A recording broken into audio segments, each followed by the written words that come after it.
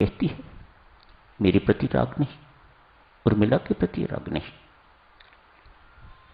मानो किसी के प्रति भी राग नहीं, सिर्फ भगवान राम के प्रति, सीताराम के प्रति तेरा अनुराग हो। मां ने स्वप्न की बात कही तो उसी वक्त प्रण ले लिया, सोऊंगा ही नहीं, 14 वर्ष तो स्वप्न कहां से आएगा, तब जाके सफलता मिलती है। ऐसी नहीं, लक्ष्मण भी उतने ही पूज्य हैं जितने राम एवं मां सीता, तीनों इकट्ठे हर वक्त। भरत जी महाराज साथ नहीं है, हनुमान जी महाराज साथ हैं, लक्ष्मण साथ हैं, मां सीता के, सीताराम के साथ कौन हर वक्त? लक्ष्मण। राम दरबार किसे कहते हैं? राम, लक्ष्मण, सीता एवं हनुमान जी। भरत जी नहीं है, शत्रुघ्न नहीं है वहां पर, लक्ष्मण जी साथ है। एक सेवक कैसा होना चाहिए, एक भक्त कैसा होना चाहिए, मां सुमित्रा समझा रही है। रोष, कैकेयी ने जो कुछ किया है उस पर कभी रुष्ट नहीं होना लखन, ये मां कह रही है। जिसने अनर्थ किया है उस पर रुष्ट नहीं होना। भगवान राम की आज्ञा तेरे अनुसार तुम्हें अनुचित भी लगे तो रुष्ट नहीं होना, सहर्ष उसका पालन करना। कैसी शिक्षा नहीं है मां की। एक भक्त कैसा होना चाहिए, एक सेवक, सच्चा सेवक कैसा होना चाहिए। भरत को बैठे बिठाए राज्य मिल गया, अतएव भरत के प्रति तेरे हृदय में ईर्ष्या नहीं होनी चाहिए। मद की बात चल रही थी सत्य, पद मिलते ही मद आता है। आज थोड़ी सी अपनी सेवकाई की बात करेंगे।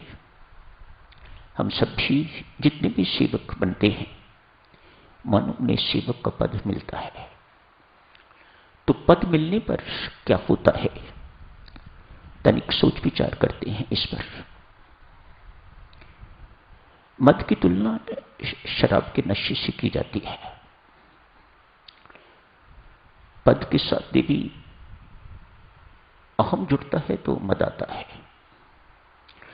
पिछली बार भी आपसे कहा था पद, इसके थोड़ा कोने में थोड़ी सी घुंडी लगा दी जाए तो मद हो जाता है। मानो पद मद में बदलते कोई बहुत देर नहीं लगती। यूं कहिएगा, पद मिलते ही यदि मद नहीं आता तो बड़े अचंभे की बात होगी। आता ही है नशा। तो नशे में क्या होता है, आज एक छोटी सी उदाहरण से शुरू करते हैं, उसके बाद हमारे ऊपर क्या चेंजेस आती हैं, हम किस प्रकार बिहेव करते हैं, उस पर चर्चा करेंगे। एक शराबी रात को सड़क पर चल रहा है। उसी समय हाथी के ऊपर राजा साहब की एक सवारी निकली है। राजा साहब बैठे हैं, छत पर ऊपर है, आगे पीछे सिपाही चल रहे हैं। सवारी निकली है, चलते चलते जहां शराबी खड़ा है लड़खड़ा रहा है। शराबी की चाल बड़ी अजीब सी हुआ करती है, लड़खड़ा रहा है। उस लड़खड़ाते हुए व्यक्ति से पूछने की जरूरत नहीं कि तूने शराब पी हुई है, मानो राजा समझ गए हैं कि इसने शराब पी हुई है। उसके पास हाथी पहुंचा है, पूछता है, रे हाथी वाले, मैं शराबी, रे हाथी वाले, हाथी बिकाऊ है, कितने का बेचेगा? सिपाहियों ने पकड़ा, पिटाई करनी चाहिए, राजा ने रोका, इसका दोष नहीं है, नशे में है, इसका पता नोट कर लो। कल राजा का दरबार लगा, इसको बुलाया है, पेश करो इसे। राजा ने बहुत नम्रतापूर्वक पूछा, रात को आप हाथी खरीदना चाहते थे, सौदा नहीं हो पाया था, बोलो क्या दोगे? बहुत विनम्रतापूर्वक राजा ने प्रश्न किया। कहा, प्रजापालक, मैं तो आपकी प्रजा हूं, मुझ में ऐसा समर्थ कहां कि मैं आपका हाथी खरीद सकूं। वो हाथी खरीदने वाला रात को चला गया, मैं अब वो नहीं हूं। एक नशा था, वह उतर गया। कुर्सी को सलाम जिसे कहते हो, यही चीज है। मानो पद प्राप्त हुआ, सत्ता प्राप्त हुई तो नशा आ गया थोड़े समय के लिए, और आप उस नशीले व्यक्ति को सलाम करते हो। इसे कुर्सी का सलाम कहा जाता है। उस कुर्सी को सलाम हो रही है, व्यक्ति को नहीं। आपको पता है व्यक्ति नशे में है, वह सलाम डिजर्व नहीं करता।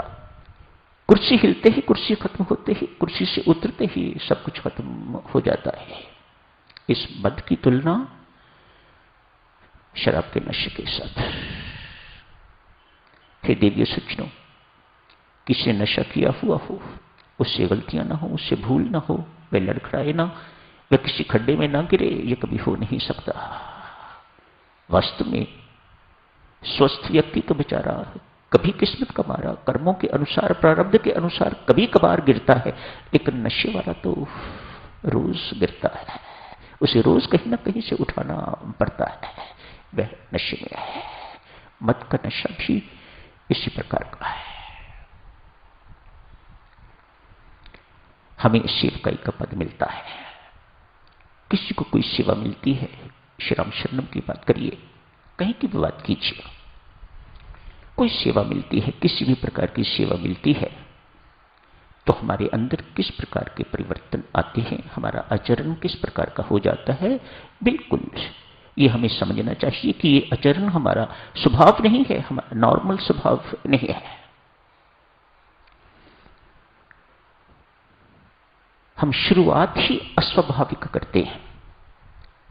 घर में हमें गिलास यहां से उठा के तो किचन में रखने की आदत नहीं है। यहां आके जब पोछे लगते हैं तो देखने वाले पर चकित होते हैं, ये क्या यही व्यक्ति है जो घर में था और यहां एक ही है क्या ये दोनों। होना तो यूं चाहिए देवियों सच। यहां से जो कुछ पाया है वह सब कुछ घर में जाके करना चाहिए, तो आपको होगा कि आपने यहां की सेवकाई कुछ सीखी है। अन्यथा तो ये मद देख के रहेगा। क्या होगा देखो, कल का बच्चा, उसकी ड्यूटी लगा दो आप जूतों पर खड़े होने की, पानी पिलाने पर, तो उसकी चाल बदल जाती है, उसकी चाल औरों से अलग हो जाती है। जैसे शराबी की चाल हो जाती है, बिल्कुल वैसा ही मानो चाल बदल गई तो समझ लीजिएगा इसके ऊपर नशा चढ़ा हुआ है मद का। उसके अंदर अपने आप को विशिष्ट, अपने आप को विशेष प्रोजेक्ट करने की भावना जागृत हो जाती है। मानो प्रदर्शन दूसरा दुर्गुण साथ ही साथ आ गया। मात्र इतना ही नहीं, औरों से प्रशंसा चाहता है, औरों को दिखाने के लिए ये सब कुछ कर रहा है। वह किस लिए कर रहा है? और मुझे देखें और मेरी प्रशंसा करें, ताकि मेरा नशा और बढ़े। कैसी बदकिस्मती की बात है।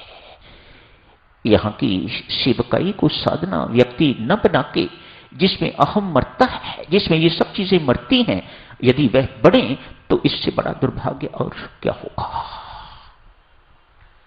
आदमी औरों से प्रशंसा सुनना चाहता है, इसलिए अपना आचरण औरों से भिन्न करता है, थोड़ा और बड़ा होता है। ये तो शुरुआत की बातें हुई, थोड़ा और आगे होता है, उसकी सेवा के दिन बढ़ते हैं। साधक जनों, ये सिर्फ यहीं की बातें नहीं है, ये हम सब की बातें हैं।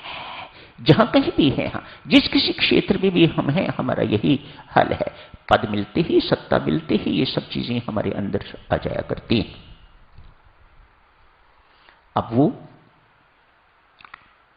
मां सुमित्रा कहती है, प्रभु राम की आज्ञा लेके करना सब कुछ, पहले करके उन्हें ना बताना। हमारा स्वभाव पद प्राप्त होते ही मद में जब चूर हो जाते हैं तो हमारा स्वभाव बतलाने का हो जाता है, पूछने का नहीं रहता। हमने पूछना बंद कर दिया है। अब हम बहुत बड़े हो गए।